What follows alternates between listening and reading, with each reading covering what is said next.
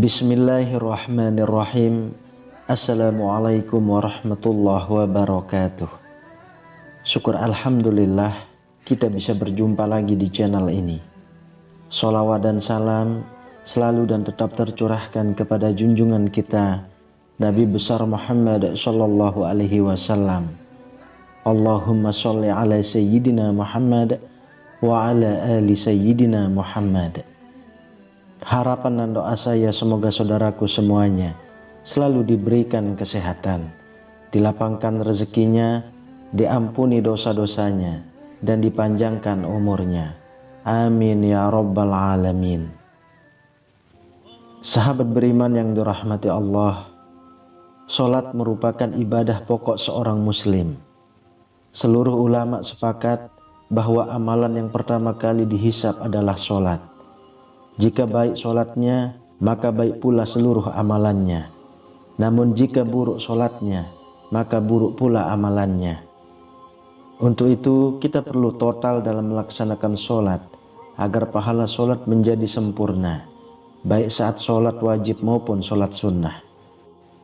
Selain harus khusyuk dan menghayati bacaan solat, kita juga wajib memperhatikan pakaian yang digunakan saat solat. Jangan sampai kita berpakaian asal-asalan saat menghadap Allah Subhanahu wa ta'ala. Berikut 7 kesalahan memakai pakaian saat sholat yang perlu dihindari seorang muslim. Yang pertama adalah busana yang penuh gambar. Dari Aisyah radhiyallahu anha ia berkata, Rasulullah shallallahu alaihi wasallam mengerjakan sholat dengan mengenakan kamisah, jenis baju yang berbuat dari bulu yang ada gambarnya. Ketika telah mengerjakan sholat, beliau bersabda, "Pergilah kalian kepada Abu Jam ibnu Huzaifah dengan kamisah ini, dan bawalah kepadanya anbijaniyah, jenis baju yang tebal dan kasar. Karena sesungguhnya kamisah tadi telah mengganggu konsentrasiku ketika sholat." Hadis riwayat Bukhari dalam kitab Al-Sholah, Muslim dalam kitab Al-Masajid wal Mawadi Al-Sholah, An-Nasa'i dalam kitab Al-Sholah, Ibnu Majah dalam kitab Al-Libas, Malik dalam Al-Muwatta, serta Al-Baihaqi dalam Al-Sunan Al-Kubra. Dari Anas radhiyallahu anhu dia berkata, dulu Aisyah memiliki kain tipis yang bergambar yang dibuat tutup atau tabir di samping rumahnya. Lantas Rasulullah Shallallahu Alaihi Wasallam bersabda kepadanya, "Jauhkanlah dariku karena dia selalu tergambar dan terlintas kepadaku ketika sedang sholat." Hadis riwayat Bukhari dalam kitab Al-Sholah dan kitab Al-Libas. Al-Qastolani berkata bahwa jika gambar yang ada di hadapan bisa mengganggu konsentrasi orang yang sedang sholat, lebih-lebih lagi apabila gambar itu berada di pakaian saat sholat. Yang kedua, sarung atau celana yang melewati mata kaki atau isbal bagi laki-laki. Isbal menurut istilah adalah melabuhkan pakaian dan membiarkannya hingga melewati batas yang ditetapkan oleh syariat Islam, baik karena sombong maupun tidak sombong.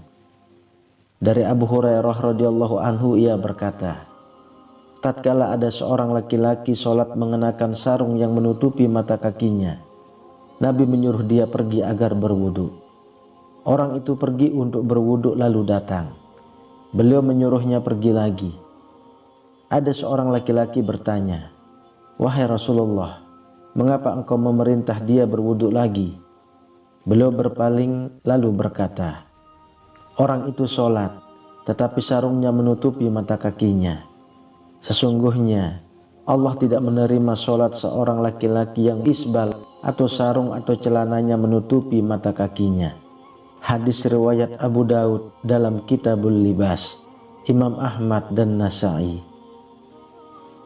Imam Nawawi berkata, sanadnya sahih menurut kriteria Imam Muslim. Adapun mengenai sholat dalam keadaan demikian, maka para ulama telah berbeda pendapat dalam hal ini. Ada yang menganggap sholatnya tidak sah, dan ada pula yang tetap menganggapnya sah.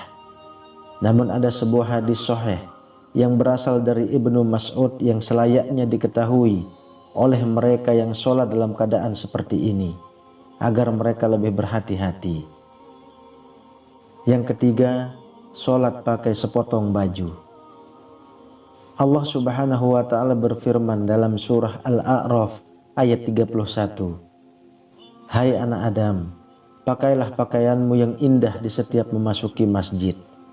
Yang dimaksud kata al-masjid dalam ayat ini adalah sholat.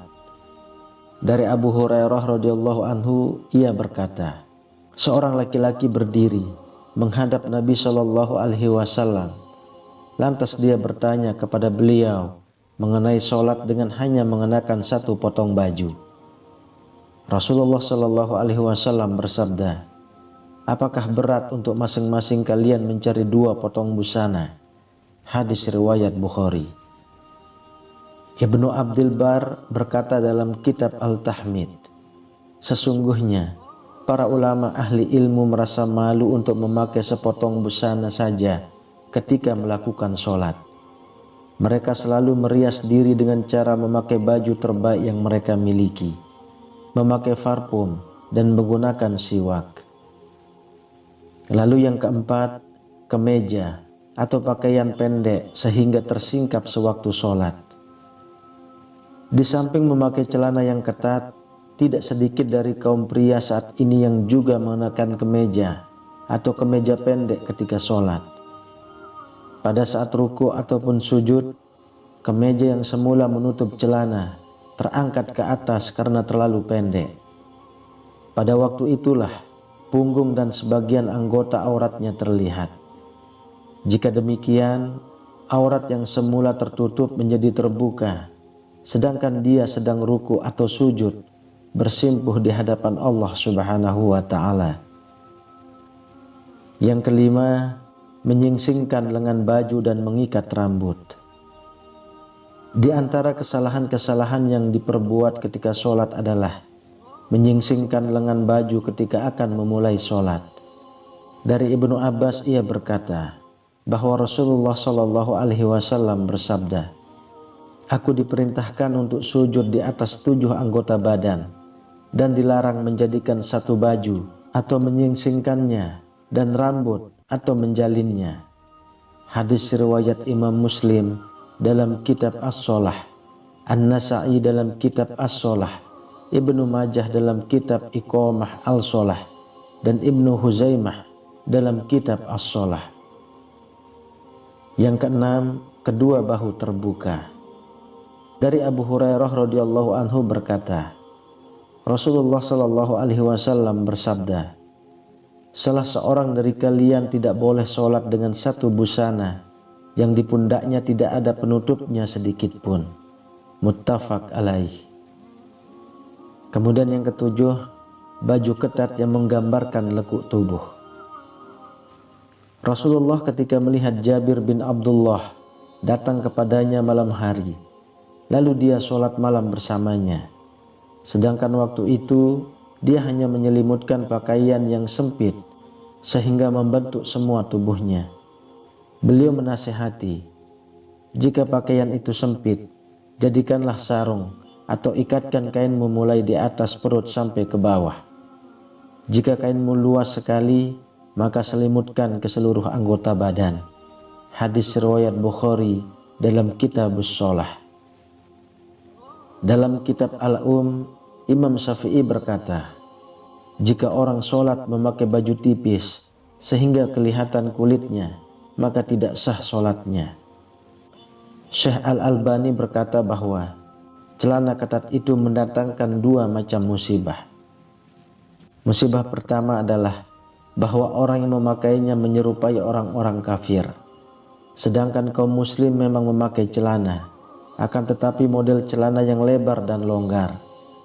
Umat Islam baru mengenal celana ketat setelah mereka dijajah bangsa Eropa.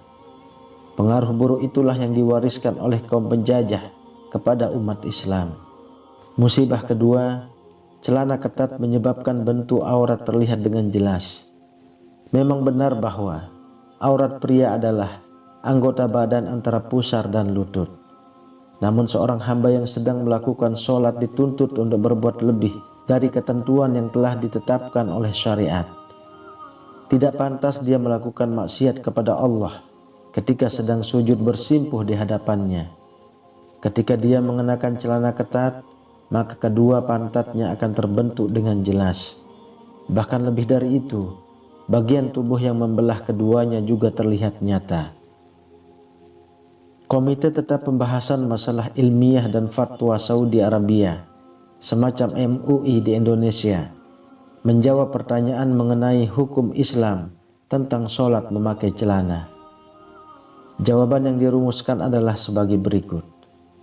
Jika pakaian tersebut tidak menyebabkan aurat terbentuk dengan jelas, karena modelnya longgar dan tidak bersifat transparan, sehingga anggota aurat tidak bisa dilihat dari arah belakang, maka boleh dipakai ketika sholat.